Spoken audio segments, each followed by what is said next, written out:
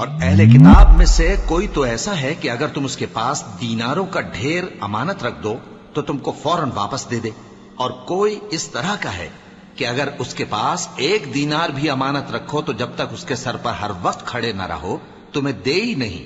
یہ اس لیے کہ وہ کہتے ہیں کہ امیوں کے بارے میں ہم سے مواخذہ نہیں ہوگا۔ یہ اللہ پر محض جھوٹ بولتے ہیں اور اس بات کو جانتے بھی ہیں۔ ہاں کیوں نہیں،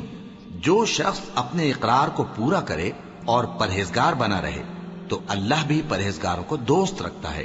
جو لوگ اللہ کے اقراروں اور اپنی قسموں کو بیچ ڈالتے ہیں اور ان کے عوض تھوڑی سی قیمت حاصل کرتے ہیں، ان کا آخرت میں کچھ حصہ نہیں۔ ان سے اللہ نہ تو کلام کرے گا اور نہ قیامت کے روز ان کی طرف دیکھے گا، اور نہ ان کو پاک کرے گا، اور ان کو